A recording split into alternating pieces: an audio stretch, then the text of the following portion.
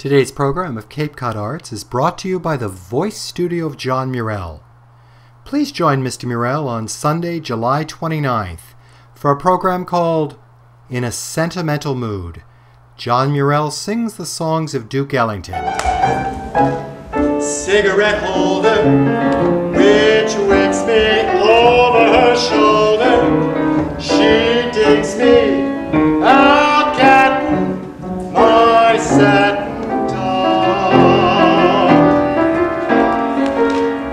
Baby, shall we go out skipping? Careful, amigo. You're flipping, speaks Latin, my satin dove. William Merrill, pianist, and Mick Carlin, Ellington author. Sunday, July 29th, 7 p.m. at the Pilgrim Congregational Church in Harwichport. In a Sentimental Mood, the songs of Duke Ellington. Summertime and the living is easy. Well, not really, if you want to catch some of the great art that's on the Cape. Welcome to Cape Cod Arts with John Murrell. Our show is a look at the arts from Falmouth and Bourne all the way to Wellfleet and Provincetown. Today, we're going to be visiting Dan Lombardo. It's our first ever a location shoot on the stage at the Wellfleet Harbor Actors Theatre. Dan Lombardo is going to talk about his work as a director, an artistic director, and talk about the thrilling season that's coming up at the Wellfleet Harbor Actors Theatre. I also want to tell you about Pops by the Sea, and finally my profile of the first musical ever at the Wellfleet Harbor Actors Theatre called The Consequences. Thanks for watching Cape Cod Arts with John Murrell.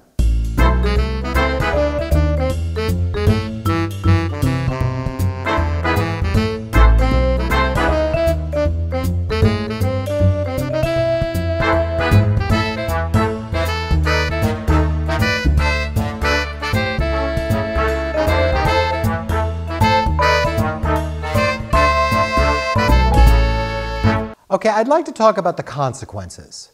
Now, if you've watched Cape Cod Arts ever before, I don't really do reviews. I'm not interested in reviewing a production.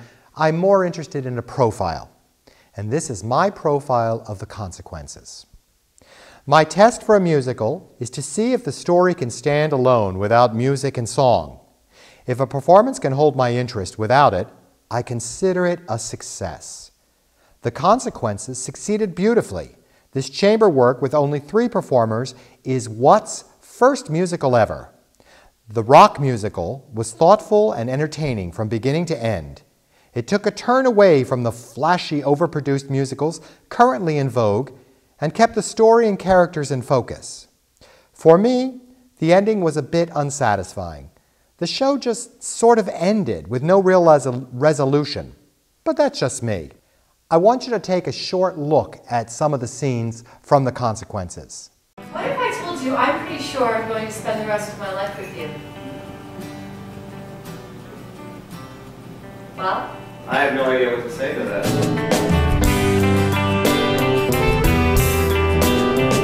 You play? A little.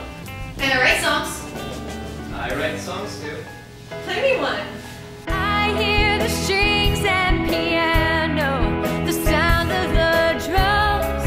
They all say, look at her. And for a while, they were very happy. Her own potential, she thinks it's the weight of the world.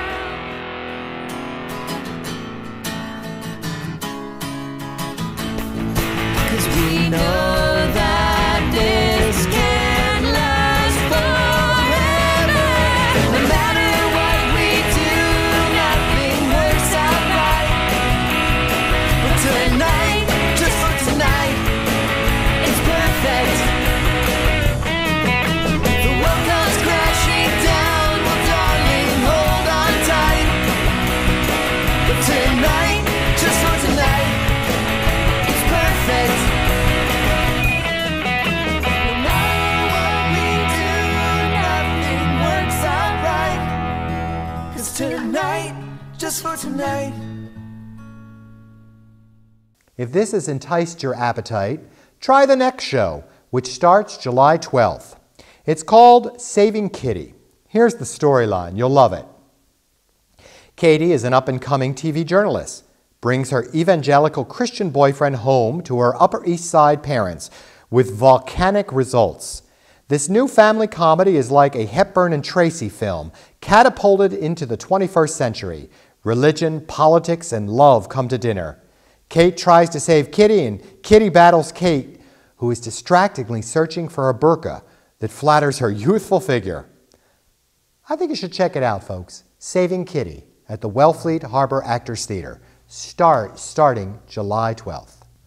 Please consider taking a drive down to Provincetown from July 30th all the way to the end of September to see an exhibit of the artist's work, Robert Motherwell. The name of the exhibit is called Robert Motherwell Beside the Sea.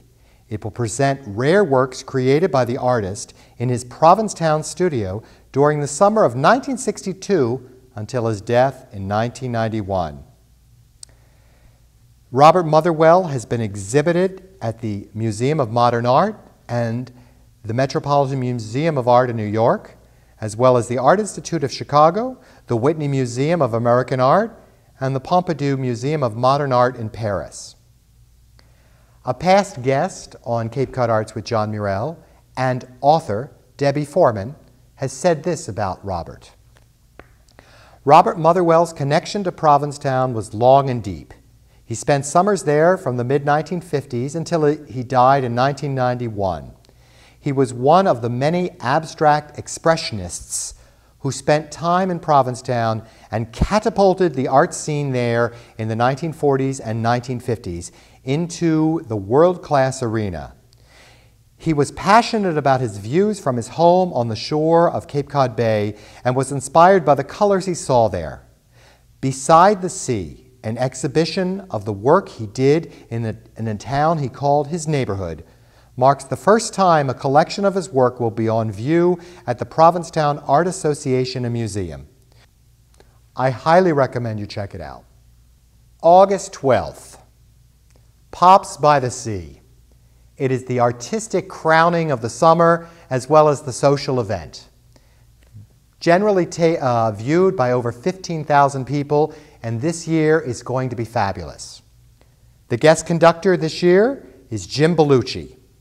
Jim Belushi, for 8 years, claimed a place in America's hearts and living rooms, appearing in the ABC sitcom According to Jim.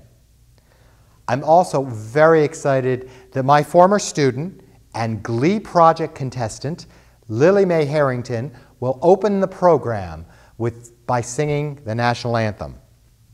But really, for me, the highlight of the evening will be the soloist, jazz singer Ann Hampton Callaway. Please check out a little video of her performance recently with the Boston Pops. The history of the big bands and of swing music is, of course, also a history of great jazz singers, and we have one with us here tonight, part of this younger generation that is continuing and reinvigorating the form. We'd like to present her now in some selections from her hit album To Ella with Love. Please welcome the wonderful Ann Hampton Callaway.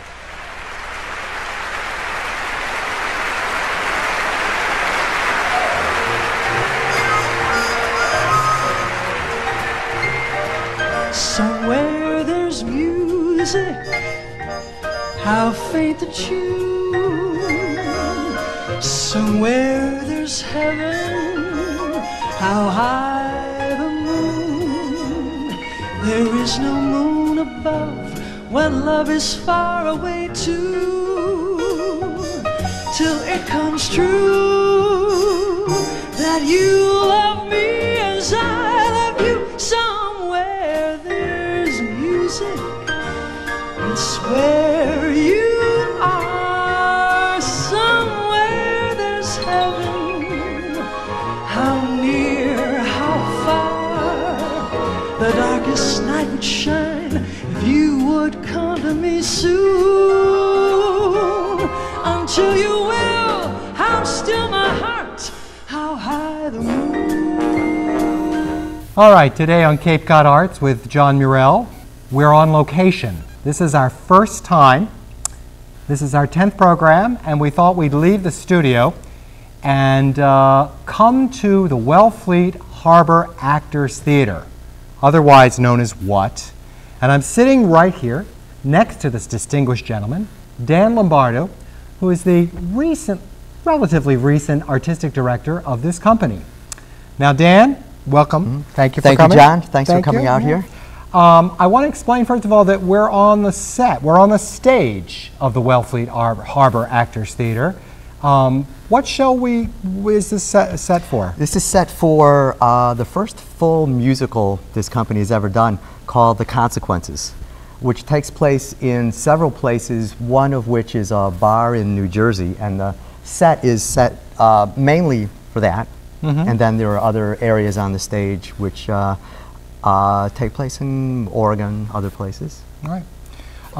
It's kind of a cool place to be in a theater. Well, we're going to talk a little bit about this magnificent theater. But first of all, you're new as the artistic director, yes. Right. But you're not new to the theater. I think that, in fact, you've directed here. Right. And you are the director of the What Lab, which is a play developing. That's right. And and also you're the Dramaturg. Is that the right way? Right, Dramaturg. Yeah. Yeah. 8 years ago, I became the Dramaturg at this company, and after all of those years, I started directing and working at other theater companies, directing as well. But Dramaturg is one of those fascinating parts of theater that most people know nothing about. If you have a play, say a play like this, The Consequences, and it takes place in 10 years ago is when parts of it take place. Well, what was going on 10 years ago? You know, if these characters are going to be in that time period, what is that time period like? What are the mores like? How did people dress? What would be on stage? Anything as simple as that, a dramaturg would research, to as complex as working with the playwright in tearing apart the script, putting it back together. Being a theater scholar is probably one of the best ways of describing what a dramaturg does. In fact, this play, The Consequences, began 3 years ago, at least for What, it began 3 years ago, when Nathan Lee and Kyle Jarrow submitted it to our What Lab. And it was the first in our series of What Labs. And at that time, we worked on the script and the songs all week. I say we, I was the dramaturg and director of the lab. They did, of course, the real work, but I was there as advisor and as dramaturg, sort of helping shape the story, the arc of the show. What's missing? Was the show ready to be produced at that point? It wasn't, but that's why you do a lab. So as dramaturg, you are working closely with you work with the playwright, then you work, and if there's music, you work with the composer as well. But you work with the playwright, you work with the director when a show is being mounted to help the director interpret the playwright's work.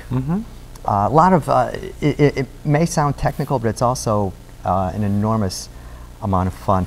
In this show, for example, The Consequences, it ends with a really wonderful, extraordinary song, and sitting in on the rehearsals, I did a little bit of dramaturgy in that.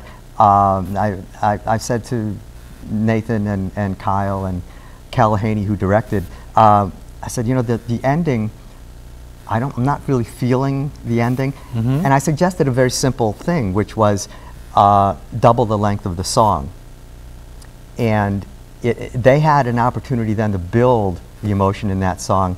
They had they put a bridge in between these two sections, and suddenly, at least for me, the power of the ending of the play multiplied. So I would imagine that a dramaturg in Shakespeare or the great Greek tragedies, there's a requirement that a dramaturg would really be involved. Yeah, there's an enormous amount of great stuff that a dramaturg will do. I just saw Philoctetes in Sicily, in one of the great Greek theaters that's there, on the same site where Philoctetes and many other Greek plays were originally done. And watching that, I had an eye as a director and seeing how they did it, but also an eye as a dramaturg and thinking, okay, first of all, the script. What is the script you're going to use for a particular play? If it's in the public domain, you can actually work with that script and change it in multiple ways. That play was done in Italian, so dramaturgs will often do translations or do adaptations. I've helped adapt certain plays, adapting a story from a novella into a theatrical form. I've worked on those kinds of projects as a dramaturg, and that helped a great deal when I really began making the shift toward being a director. Because as a director, I have a sort of a dramaturg's eye, which I think is a much more full way of looking at how drama is made and how the effects of drama are brought out. I saw your first play. I was lucky to have tickets. References to Salvador Dali make me hot. And the title, of course, drew me down here to Wellfleet, because I'm down in West Barnstable, so, you know, it's a commitment to come down here. I had no idea what to expect and loved it. And I tell you, Dan, I'm still thinking about it. I'm still thinking about her in the desert and the moon serenading her. So then I came last week because you invited me to the opening night of The Consequences, a musical. Again, a brand new thing. And I kind of know theater. I mean, I keep up. I didn't know this. Then your next play after this is a world premiere, Saving Kitty. Get this title, August 4th, Hysteria or Fragments of an Analysis on Obsessional Neurosis, a play by Terry Johnson, again featuring Salvador Dali and Sigmund Freud. That's going to be an evening. And finally, you're ending the season with, and I never can quite get the title of this. Say it for me. Oblomov. Oblomov. And that is written by Kevin Rice. Kevin Rice adapted it from a great Russian classic. So it's one of those great stories that most people in our part of the world don't know. But if you're in Russia, if you've been born and brought up there, it's one of the great Russian classics. Great story, and Kevin has adapted it. And as one of our founders, I really wanted him and other founders of the company to be involved in this, my first season as artistic director. So my feeling is that, you know, there's kind of a joke in, you know, that we're not going to see Carousel or Oklahoma here. I think I saw that somewhere or heard it somewhere. But we know that if any theater produces Sweeney Todd or Death of a Salesman, they're going to fill up. Because people know, I know that name, and even if I've never seen it, I know it's good. So you're kind of daring here on the end of the Cape, right? Or no? Well, I don't, to me, I don't think of it as being daring, although everybody keeps telling me how daring doing 3 world premieres is. Yeah, it's difficult. But I was brought up in theater that is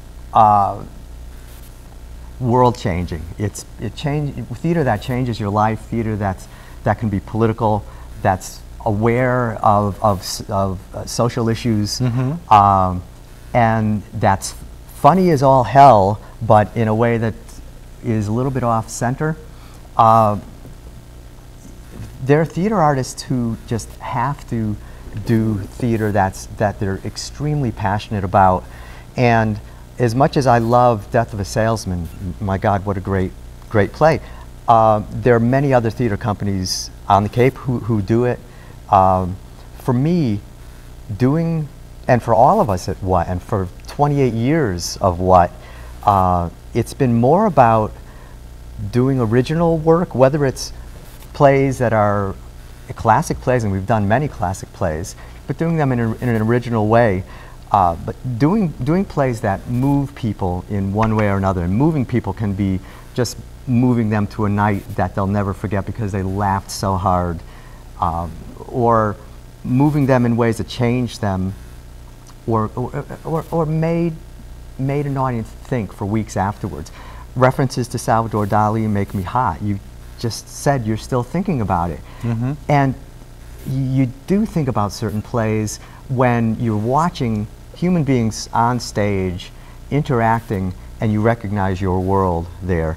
And in references to Salvador Dali, you know, we had the moon up in the sky talking to Gabriela, and she's asleep in the desert. Then he appears on top of her refrigerator. A coyote comes in and starts seducing the cat. A lot of very strange things happen, but all of those interactions and all of those relationships are so powerful, and they relate to things in our own lives, but in a way we've never seen before. And it just takes you back. It takes you out of yourself, and in getting out of yourself, you learn so much more about the world we live in, why we're alive, and ultimately about yourself. So, I can't recommend these shows well enough for everybody. But my question is that you have something called the What Lab, and I'm very interested in that. Can you? And that's where this show, The Consequences, came out of. Right. Explaining what happens there and what is the process, and you know what you do as the director of the lab. It's one of the most exciting parts of being in this theater, because it's the one place that's safe to bring in new work, new writers, and just close the doors and be creative with no strictures, no requirement that you come out with something commercial or even viable by the end of the week. It's a place you can take raw material and see where it goes. So I get a lot of scripts submitted all year long from writers who would like to be part of the lab. Make a selection of them, say 5 or 6 per year, bring in the playwright, cast the play, sometimes bring in a director, and we work it. And at the end of the week, put it up on stage. It's just a reading, sitting at chairs reading. Have an audience in, throw it at the audience and see how they react. And some extraordinary work comes out of it. This play came out of it. Other plays that have gone on to full production have come out of our lab. Looking at, there's just far too many new writers out there with great chops as writers who need a place to work on their art. And we keep it we run it on a shoestring, but all you need, 4 walls and a flashlight, and you have a theater. My last question is this theater, the Julie Harris stage. Tell me about it. I'd love to know how many seats are out there. I'd love to know when it was built. Is there a Julie Harris connected to the theater? Oh, there absolutely is. In 2007, we built this theater. It seats between 200 and 220, depending on the balcony situation. And Julie Harris has been a supporter of this company for many, many, many years. And she has come to see virtually every production we've done. Is the most generous, warm, extraordinary person and actress you would ever want to meet. She's performed on our stage. Oh, yeah? Yeah, she starred in The Beauty Queen of Lanaine several years ago. When we started raising funds to build this theater, we asked her if she wouldn't mind if we put her name on the building, and she said, no, I don't want a whole building named after me. So we said, well, how about just the stage? She said, well, that's okay. And we had a great gala opening. Actually, it was 3 nights of openings, and Julie Harris sat in the front row. We brought roses out to her. She's getting on in years, and we didn't want to have her up on stage and have to be too active. So we thought we'd present her in the front row. She stood up, climbed up on stage, and declared the theater open, and slapped the deck of the stage with her hand on her knees and stood up and declared the theater open. It was like one of those great nights that none of us will ever forget. Nice, nice. Well, I want to thank you for giving us time. Are you directing a play this year?